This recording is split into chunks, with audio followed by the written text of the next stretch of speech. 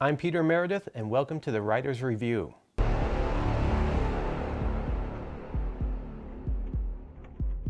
Today we are reviewing The Mandalorian, Episode 2, Baby Yoda Saves the Day.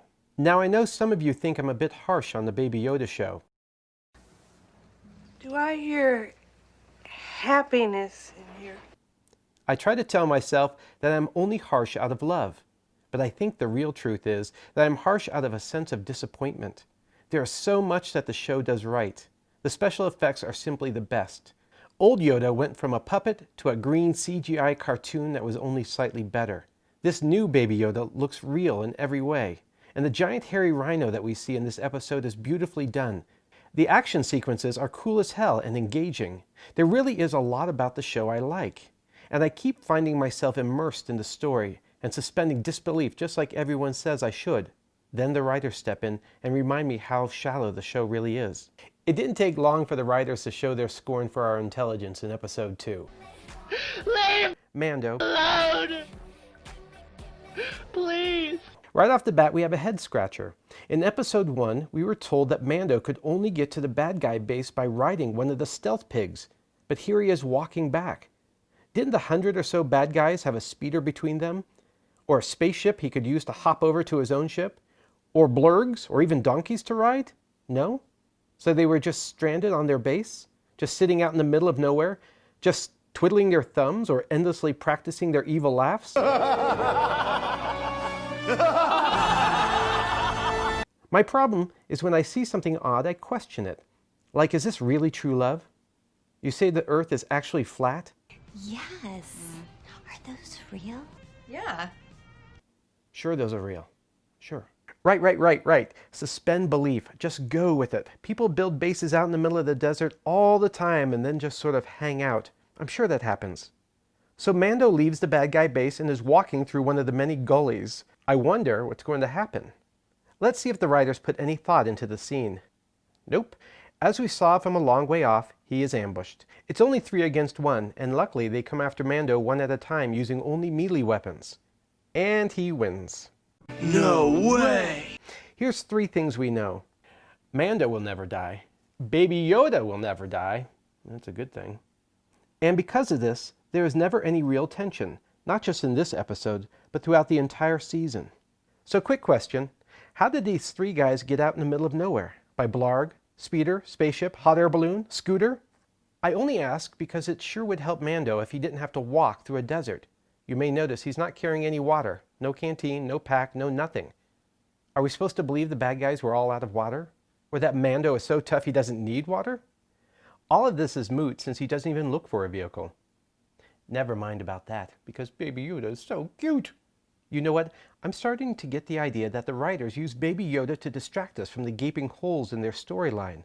That they will fight to protect it. Were you listening to me, Neo? Or were you looking at the woman in the red dress? Sorry to burst your bubble. They stop for the night, and Mando just realizes he got a scratch in his battle. Trust me, this is a rare event. All season long, he fights and fights, and in the next scene, he's completely fine. But he's got a boo-boo, and Baby Yoda is about to heal him, but Mando puts him back in his rocker. It's such a cute scene that I almost don't think about this new healing power. It's no hassle. But all I'm saying. I'm just saying, what about training? I'm just. Is the Force now something like Green Lantern's stupid anything ring and you can... Knock. Who's there? Too bad for Qui-Gon that no one thought healing him was a good idea, right? Or Padme, or Han, or Luke, or all those dead Ewoks.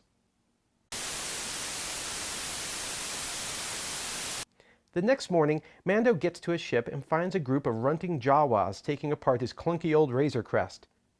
Take a quick look at the scene. Note the wide open area in front where the Jawa tank is. That's where the space pigs attacked from in Episode 1. What did I say? Stealth pigs indeed. Now what do we know about Jawas? They're weak scavengers, but they come complete with a big old tank. So they're weak outside, strong inside. Anyone with half a brain would do anything they could to keep the Jawas from getting back into their tank. Obviously, Mando has a little less than half a brain, since he opens fire from 100 yards with a single-shot bolt-action vaporizer. Hello? Hello? Anybody home? Hey, think with fly. Guess what the Jawas do? Yep, they run inside their tank. What a shocking and unexpected development. Now Mando has to chase after the tank on foot, wearing 60 pounds of armor and weapons. What ensues is a fun scene where Mando attempts to murder all the Jawas and conquer this giant machine single-handedly, proving once more he has more guts than brains. The Jawas go to town on him, throwing things and shooting at him. They even try to grind him into a mountain. Oops, looks like someone just stole the Indiana Jones tank scene. I'm happily surprised that the Jawas win. 10 of them zap him with enough electricity to kill a T-Rex, and Mando falls 7 stories and lands on his back. After all that, I'm sure he's dead. He had to have broken his back.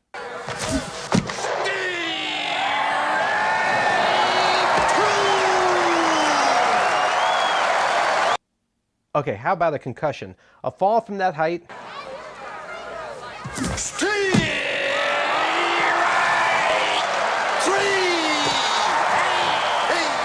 Mando suffers what appears to be a short nap. He then gets up and walks back to his ship. The thing is in pieces.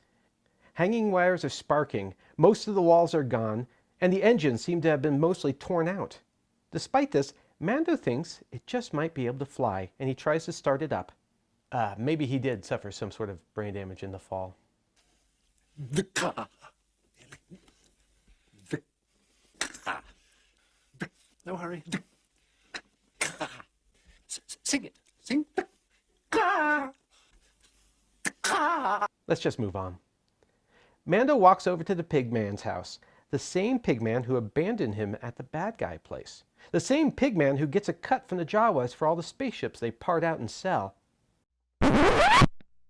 What? Isn't it obvious? Last episode, Mando asks him how many bounty hunters the pigman has helped. His answer? A great many. But do you see a great many spaceships lying around? You don't see a one. So the ploy is, the pigman helps hunters get to the bad guy base where the bounty hunter gets slaughtered. Then the pigman and the Jawas split the cash on the sale of the ships. Stop! Sorry, I was thinking again, and that's not allowed. The writers make sure to stop those pesky thoughts by showing us yet another super cute Baby Yoda moment. He catches a frog and he eats it, and somehow even that is freaking adorable. Now that we're not thinking, we can go on. The pigman agrees to mediate between Mando and the Jawas so he can get his parts back. And oh look, Mando is riding on a hover sled pulled by a stealth pig. Why did he have to learn to ride one of these things again? Enough. I will not be questioned. So the Jawas demand money for the parts they stole. Mando doesn't have enough, so they ask for his little hunk of Beskar, which he won't give up. Now where can he find money? I'm busy trying not to think. Just think about baseball. I know Mando's not the brightest, but even he should be able to remember leaving the bad guy base strewn with bodies and enough weapons to arm an entire company of stormtroopers. Remember the heavy machine gun? Doesn't all that stuff have any value? As a side note, in a later episode, the pigman shows up with a dead bounty droid, so I guess he hasn't forgotten the base. Now we know why he helps fix Mando's ship later in the episode. He wants him out of the way. Since Mando's brain isn't working too well, he defaults to taking it up the ass once again. In a butthole. Jesus.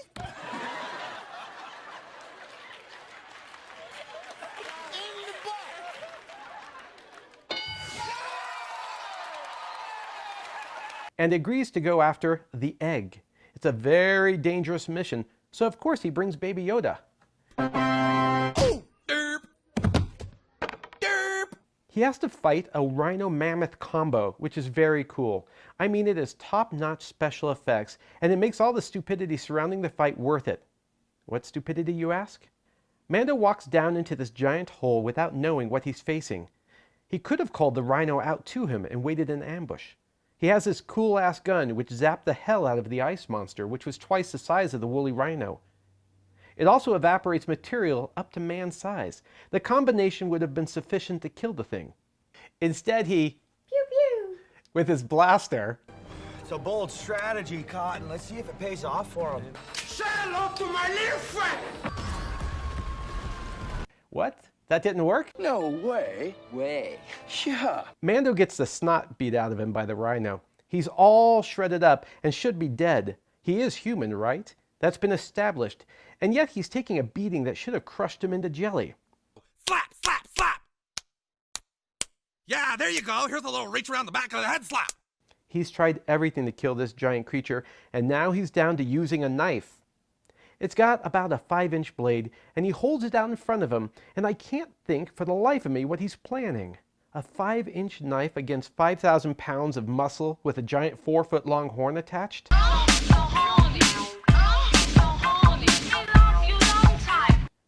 There's no way he can live through this. But then Baby Yoda saves him by force lifting the rhino. Mando is so impressed that he just stands there and watches for a minute or so. Someone smart might have started stabbing the thing's eyes out. But I'm no super genius. Or are I?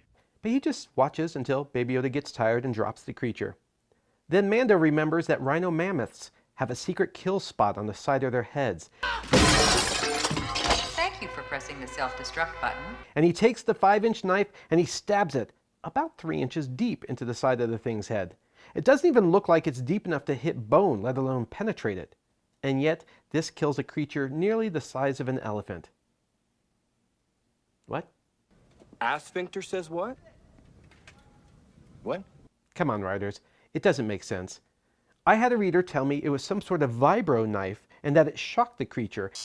What is this? Mommy, what was that? That was an electric ear cleaner. It was kind of big. It sure was. And that still doesn't make sense. For one, it's way overpowered even for Star Wars. Think of all the monsters our heroes could have killed with the little knife over the years. And if it was so powerful, why didn't he use it in the cave when he was right on top of the thing? Or any of the other times when the rhino was trampling him and crushing his bones? Speaking of crushed bones, Mando's fine. Not even a limp, not a broken nail, nothing. Look! Just a flesh wound. Look, stop that! Chicken! So now that the fight's over, he grabs the egg and hands it over to the Jawas, who give him his parts back. So the super duper knife pulled me out of the story, and now we have a montage of the Pigman and Mando fixing his gutted ship in one night. I don't even know what to say. Are we supposed to believe that all spaceships are the same, and that if you fixed one, you can fix them all? Do the pieces snap together like Legos? Are there no computers or software that needs to be reinstalled?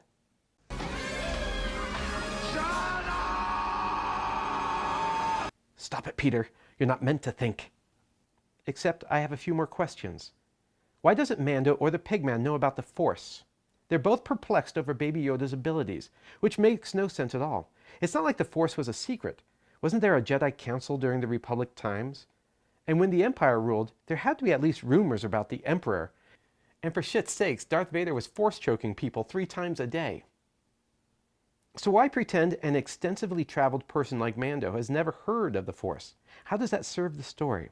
Tell me, or I'll... No, not the buttons! Not my gumdrop buttons!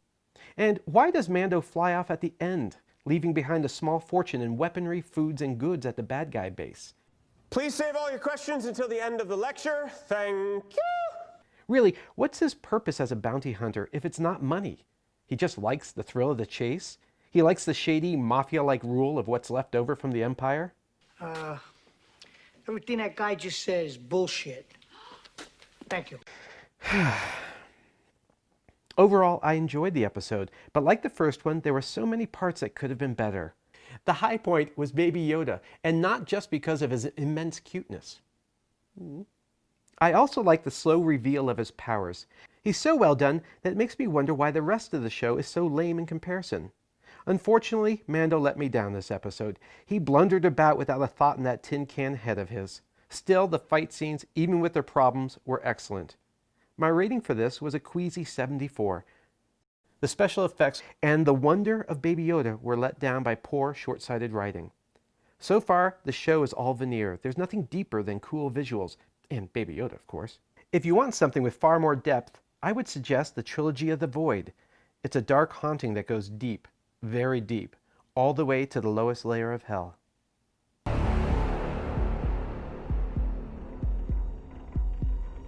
If you enjoyed this review, hit the subscribe button. And if you're a reader, you're in luck because I happen to have written an entire library of books just for you. Click on the links below to see my latest.